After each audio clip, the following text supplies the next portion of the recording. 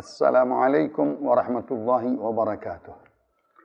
Al-Fatiha ila ruhi sayyidina wa rasulillah Muhammad ibn Abdullah wa azwaji wa dhurriyyati wa ahli baitih sayyidina muhajir Allah bin Isa sayyidina Abdul Azam al-Fadil al-Muqaddam Muhammad bin Ali Ba'alwi sayyidina Abdurrahman al-Saggaf sayyidina Bakar Sakran sayyidina Qutbil Mala Abdullah bin Abi Bakar al-Aidrus sayyidina Qutbil Anfas sahib Syekh Abu Bakar bin Salim al-Habib al-Aqis sayyidina Qutbil Anfas sahib Umar bin Abdurrahman al-Attar Syekh Ali Baras قطب الإرشاد غوث العباد وبلاد الحبيب عبد الله بن الحداد ثم إلى روح الإمام المؤلف الكتاب المقدمة الحضرمية العلامة الشيخ عبد الرحمن بن عبد الله بالحاج بفضل وأصولهم وفرعهم وأن يدنا وأهلكم خاصة وأموات المسلمين والمسلمات عامة أن الله يتغشاهم بالرحمة والمغفرة ويسكنهم جنة نوينا التعلم والتعليم والتذكر والتذكير والنفع والانتفاع والإفادة والاستفادة والحث على التمسك بكتاب الله وسنة رسوله والدعاء إلى الهدى والدلالة على الخير ابتغاء وجه الله ومرضاته وقربه وثوابه سبحانه وتعالى أن الله يغفر الذنوب ويستر العيوب ويصلح أمور المسلمين ويكفينا وإياكم شر الطاغين والباغين والحاسدين والمعتدين المستكثرين وشر الغاصبين ويرحم المسلمين فرج على المسلمين ويشفي أمراض المسلمين وأن يوفقنا لما يحب ويرضى ويختم لنا بالحسنى ويجمعنا وإياكم في دار كرامته مستقر رحمته مع اللطف والعافية صلاح العاقبة في المال والذرية بجاه خير البرية وإلى حضرة النبي الفاتحة.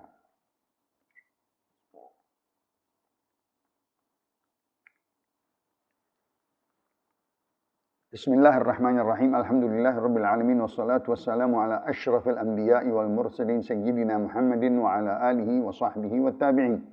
قال الشيخ المؤلف والإمام الشيخ عبد الرحمن بن عبد الله بفضل في كتابه المقدمة الحضرمية فصل يسن السواك في كل حال ويتأكد للوضوء والصلاة لكل إحرام وإرادة قراءة القرآن والحديث والذكر واصفرار الأسنان ودخول البيت والقيام من النوم وإرادة النوم ولكل حال يتغير فيه الفم ويكره للصائم بعد الزوال ويحصل بكل خشن لا أصبعه والأراك أولى ثم النقل ويستحب أن يستاك بيابس ندي بالماء ويستاك عرضا إلا في اللسان ويدهن غبا ويكتحل وترا ويقص الشارب ويقلم الظفر وينتف الإبط ويزيل شعر العانة ويسرح اللحية ويخضب الشيب بحمرة أو صفرة والمزوية يديها ورجليها بالحناء ويكره الجزع ونتف الشيب ونتف اللحية والمشي في نعل واحد والانتعال قائما.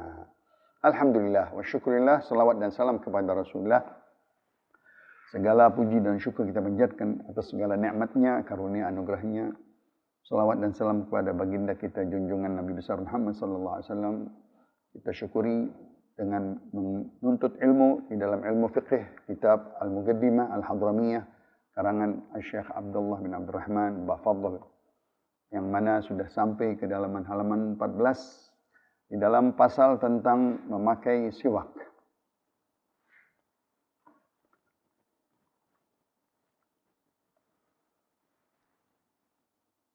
Faslun yusannu siwaku fi kulli hal. Di dalam pasal ini berbicara tentang pemakaian siwak untuk ibadah, untuk wudu, untuk tayammum, untuk juga mandi junub dan iradati as-salah dan ingin masuk ke dalam salat, yaitu di dalam sebelum takbiratul ihram. Bahkan Nabi berkata, laula an asyugga ala ummati la amartuhum bisiwaki 'inda kulli wudu. Wa fi riwayatin 'inda kulli salah. Kalau aku tidak memberatkan umatku, aku akan perintahkan bersiwak di setiap berwudu dan di setiap bersolat. Diawali di dalam takbiratul ihram setiap solat, baik solat fardu atau solat sunnah ataupun sujud tilawah ataupun sujud syukur. Maka disunnahkan siwak karena pahalanya melebihi 70 kali lipat dari pahala yang tidak bersiwak. Contohkan di dalam hadis Rasulullah, raka'atan bisiwak khairu min 70 raka'ah bighairi siwak. 2 rakaat seseorang sholat dengan siwak lebih baik daripada 70 rakaat tidak bersiwak. Pahala bersiwak di dalam ibadah-ibadah melebihi daripada pahala-pahala yang tidak bersiwak. Misalnya berkhutbah mengaji sekarang ilmu hadis.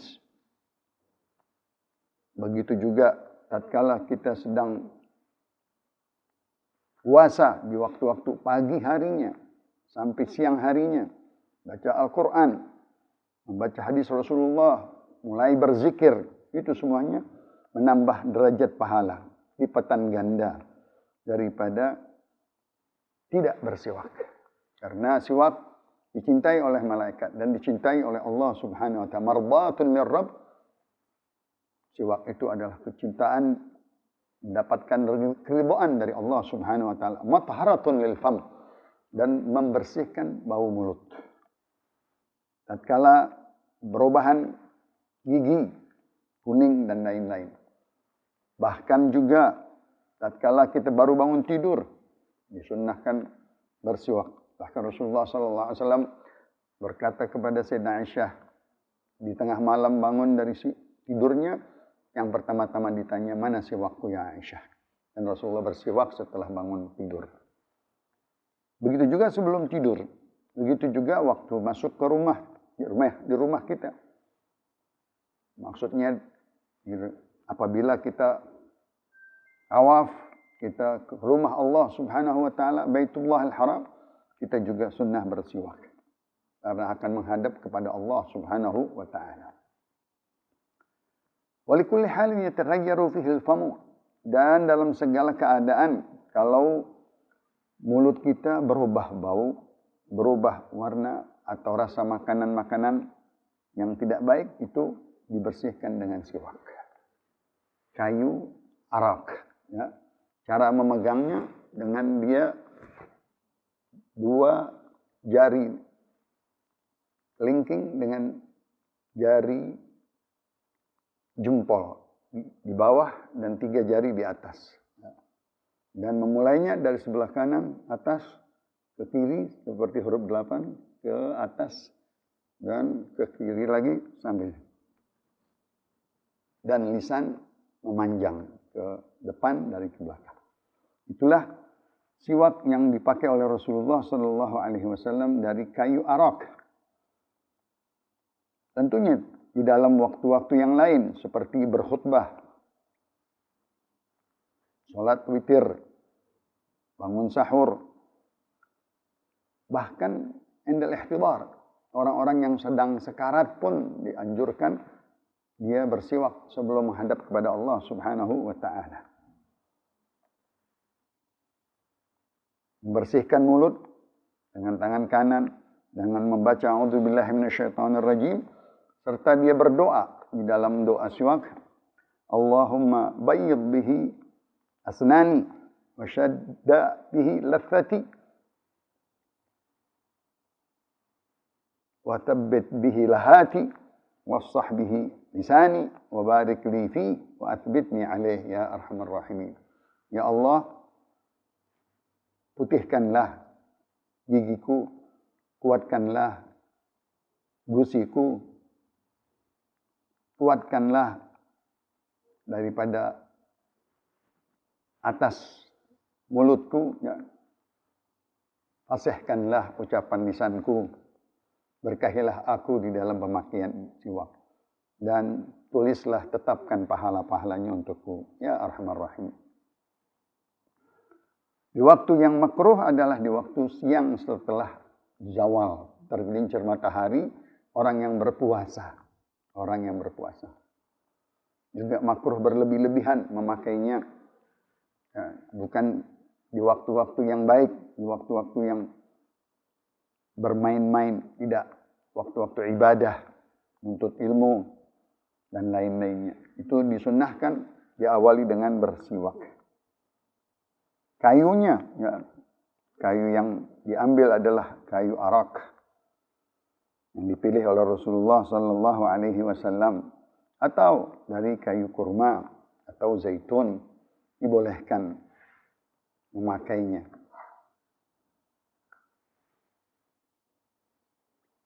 Wa yahsulu bikulli khashinin, atau segala kayu yang kasar yang bisa tidak melukai daripada gusinya dan bisa dipakai untuk sebagai siwak pengganti.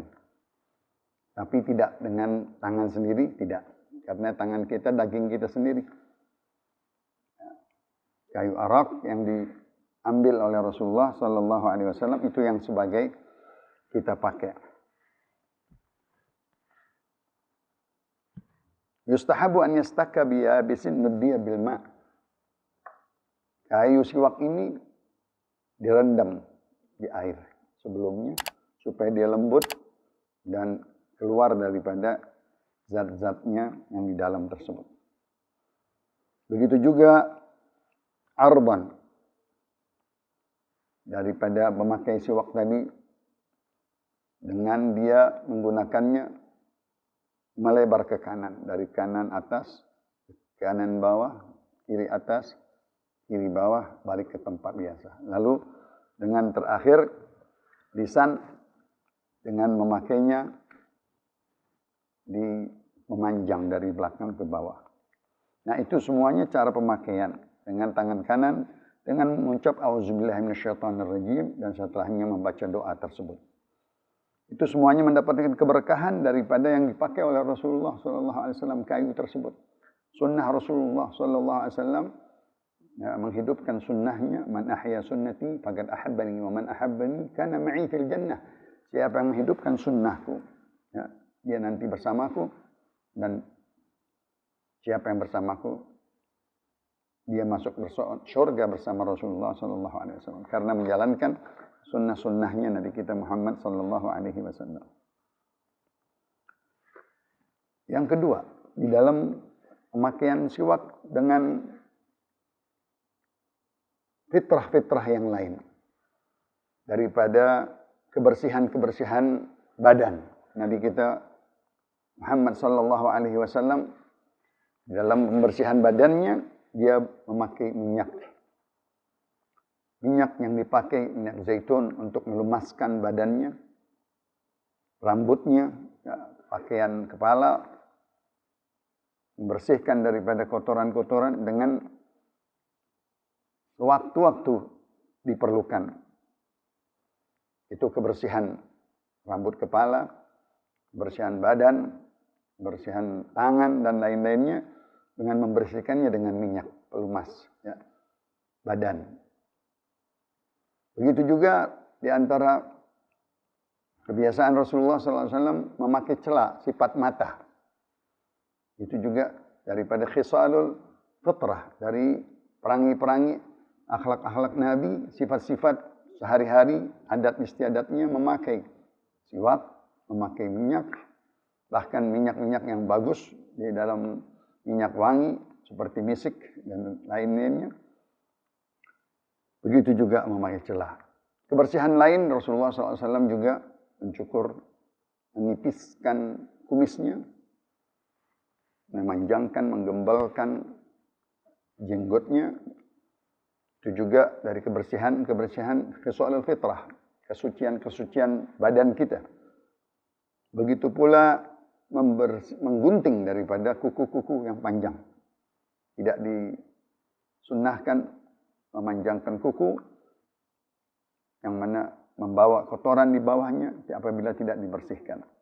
Wa yantifal ibta, membersihkan atau mencabut daripada rambut-rambut ketiak. Wa yuzila sya'ra anah, dan mencukur daripada rambut-rambut kemaluan. Itu juga kebersihan-kebersihan Nabi kita Muhammad sallallahu alaihi wasallam.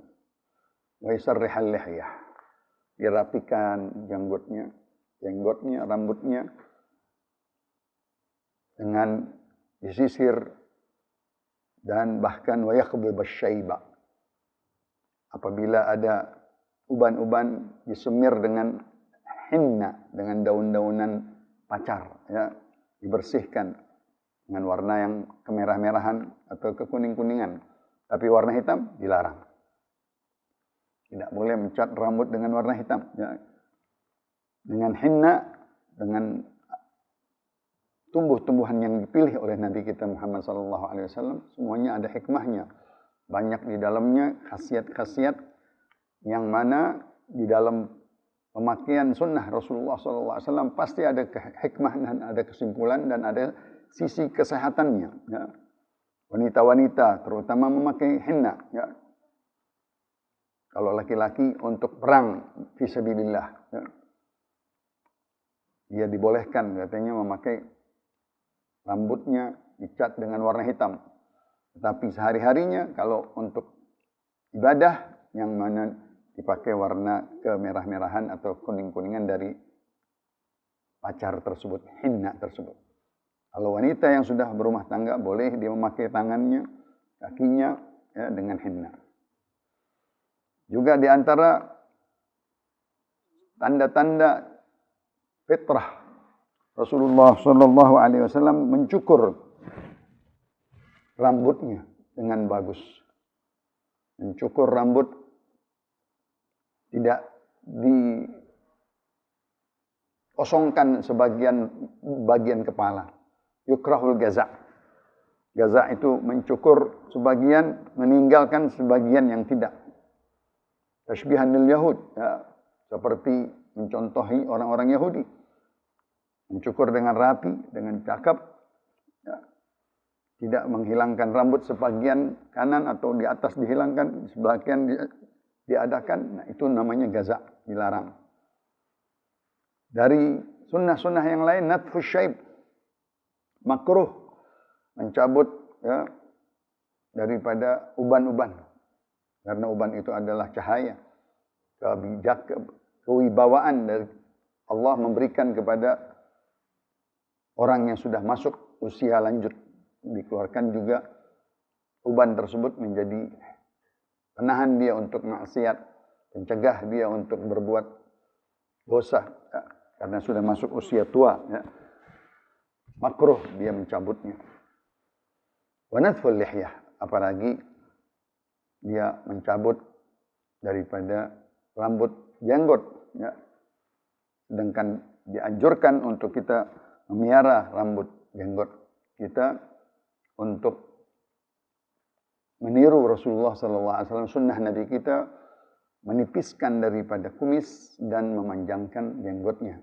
Berlawanan dengan orang-orang Yahudi, mencukur jenggot, ya, tetapi dia memanjangkan kumisnya. Ya.